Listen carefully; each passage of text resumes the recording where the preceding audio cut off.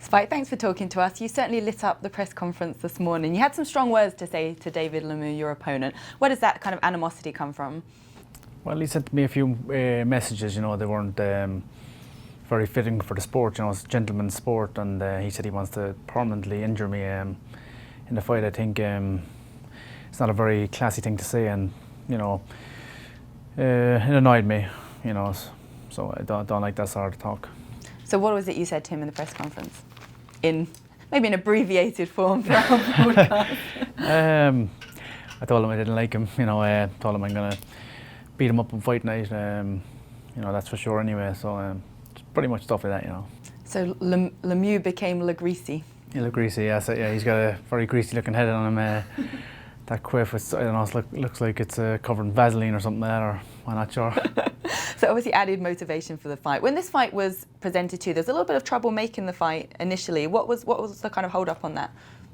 Well, there was numerous opponents suggested, and so we just took some time to think over that and choose which was best for me, and he's the man that's best for me, because this fight was for me anyway. I was the one guaranteed the place on the undercard, and so we chose Lemieux. Why did that fight make sense to you? What does a win over him do for you, for your career?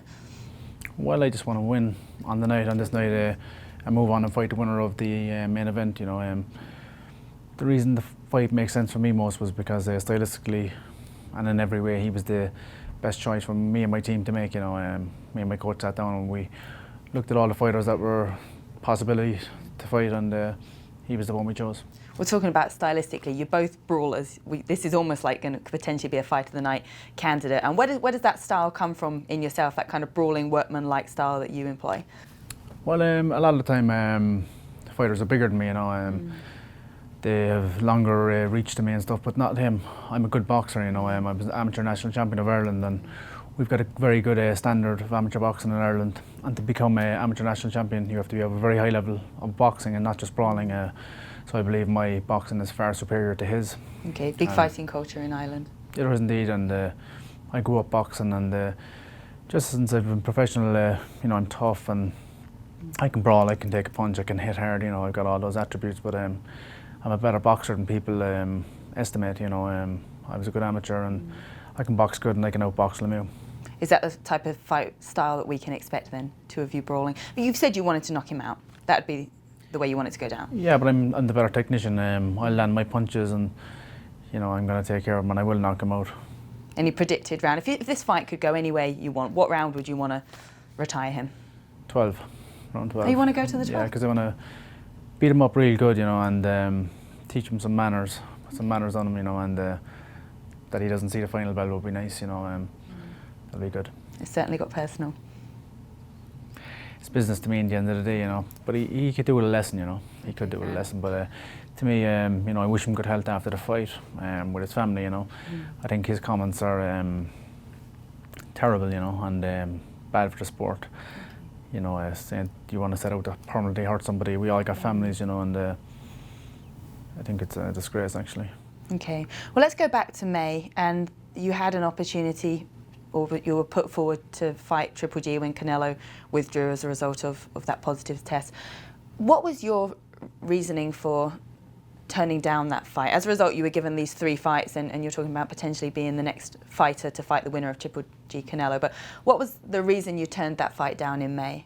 Well, it was a tough fight for me to turn down, I sat down with my trainer, Pascal Collins, he's my coach and also my manager, and he said, Spike, as your coach, and you as a fighter, I know you want to fight Triple G and you want to fight for the world titles, but from a business perspective, you got to put your business hat on here. I'm also your manager, and you got to think of your family, and this is the better financial route for you, to secure your finances for your family's future, and you'll get Golovkin anyway in the end. Right. When I win these 2 fights, so I make far more money for fighting on May 4th and tonight on the undercard, and eventually I'll get them, and that's what's happening right now. And after Saturday night, I'll be fighting the winner. Has that been guaranteed to you? So if you win Saturday night, you get the winner of Canelo Triple G. What about the Billy Joe Saunders and Demetrius Andrade? Yeah, I'll be ringside. I'm going to watch that one. I'm going to go to Boston on October 20th and look at that too with good interest, But the fight I want, I'll be the #1 WBA contender, you know, after this fight on Saturday night. So that's the fight I want, and you know, the fight I will get, because the fashion I'm going to beat Lemieux, and the people are going to demand it. So do you feel you've not just win, but put on a show in doing so in order to guarantee that title Absolutely, shot? I'm going to smash him right up. Okay, let's talk about the main event, Canelo Triple G. Not only is it a spectacular undercard with yourself, Lemieux, Jaime Munguia, you know, so everyone's talking about how this is a really, really strong undercard compared to some of these big HBO cards. Firstly, how did you see the first fight between Canelo Triple G going down? Who did you score winning that one? To be completely honest, I didn't watch the fight. I just watched highlights of it numerous times. You know, they're everywhere. You know, you can't but see them. You know, so I didn't watch the fight. So you can't score it as such, yeah. No, but I've obviously watched both of them, as they're both possible opponents of mine. Both great fighters. It's hard to know who's going to win this fight. Who knows? It could be a draw again. You know, they're both great fighters. Oh, really? You think it could easily be a draw? It's a possibility. Again? You know, it's happened before, obviously, and it could happen again. Who would you like to face? You know, who would you like to win in terms of which fight makes sense to you stylistically? Triple G maybe stylistically very similar to myself, you know, but I think I can beat both guys. I believe I can beat both guys. I believe it's my destiny to become middleweight champion of the world, and that will happen. What would that mean to you, doing that for yourself, for Ireland, for your team? It'd be great. It'd be absolutely fantastic. It'd be a dream come true for me. Become the middleweight champion of the world. That's what I set out to do from a very, very young age, and I believe it's going to happen. And your opponent, David Lemieux, has lost to Triple G. You've both lost to Billy Joe Saunders as well, him more recently. Would being able to finish Lemieux almost like be more of a mark, because you would have done what Billy Joe couldn't do and finish him? Pretty much. Is that something motivating? It motivates me a bit. It'd be nice to beat him in better fashion than the current middleweight champion of the world has done, and I believe I will do that. Golovkin absolutely smashed him up as well.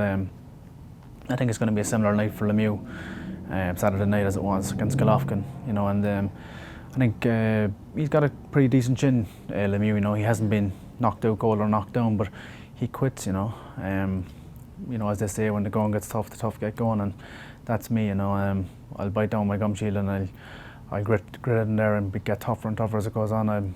I want it more than him, and he's a quitter. I watched this fight. I've watched numerous fights of his since I'm fighting him. One that stood out to me was the one against Marco Antonio Rubio, when he quit. He got a decent shot, nothing major, and I think Rubio campaigned at light middleweight throughout the majority of his career, and he doesn't carry the same kind of power I do. And Lemieux took a shot and he went down and just gave up. You've seen a weakness there. I've seen a weakness.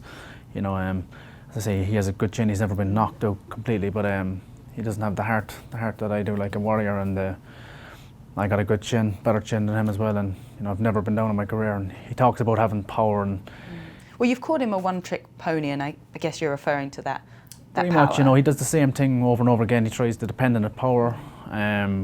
He has perfected it though. That one trick he has perfected quite well. He hasn't stopped. I think in his last 5 opponents, he hasn't even stopped one. I've stopped all my last 5, and he tries to make out that he has a superior power to me. I beg to differ. We'll see about that on Saturday night, and the proof will be in the pudding on Saturday night, and I've no doubt it's going to be all good for me. You fought in the US many times, in some ways a little bit of a home feeling, but you never fought in Vegas, the fight capital of the world before, is that correct? That's correct. I've never been to Vegas, You've never even been to Vegas? Never been to Vegas. Oh, wow. I done that kind of purposely, really. I thought when I go there, I'm going to go there for a mega fight, and I am. So far, is it everything you'd expected? The stars continue to align for me, and I believe they'll continue to do so on Saturday night, and I'll go from there and fight the winner and become middleweight champion. How does the build-up here in Vegas differ from what you're used to? Do you sense that it's bigger? Especially obviously being on such a big card, but do you sense that the fans here, everyone are huge boxing fans, fight capital of the world, as we said? Well, I've had a lot of big fights in the past and a lot of media, but there's more media and a lot more, a sense of more media here, and it's more glamorous, and there's a sense of bigger occasion, yeah, for sure. But I'm enjoying it. What's your approach in that fight week, and especially on the fight day and fight night itself? Are you someone that you need to really kind of like wind yourself up? Do you need to calm yourself? What's your kind of like mindset as the sort of hours tick along heading towards the fight? I'm very itself? calm. I don't need to wind myself up. To me, it's genuinely not personal. I think Lemieux, he's flustered, and when I met him today at the face off. I could sense the fear in him, you know, and I think he's not very good psychologically, and I'm calm, and I'm ready to just go and do business on Saturday night and take care of business. And I asked you this off camera, but for those people that don't know, obviously your name's Gary Spike O'Sullivan, but where does the Spike come from? I like this story. It was from the maternity unit. A friend of my father's came to the hospital when I was just born, and he nicknamed me Baby Spike, and it stuck, you know. My parents continued to call me that, and I came home as Baby Spike. I was christened Gary, but you know, Spike stuck, and I've been called that throughout my life. And it stuck. Yeah, yeah, sure did. Certainly a good name, a good fighting name as well. A lot of Irish fans here for you, Boston fans as well? There is indeed, yeah. I've got numerous messages when the fight was announced that there was people travelling down from Boston. I'm from Ireland as well, of course, so I expect good support on Saturday night, as well from the Mexican people, you know. I really like them, and I think they really like me, you know. Well, thank you so much for talking to us. Thank you. Best of luck on Appreciate Saturday night. Thank you, thanks very much.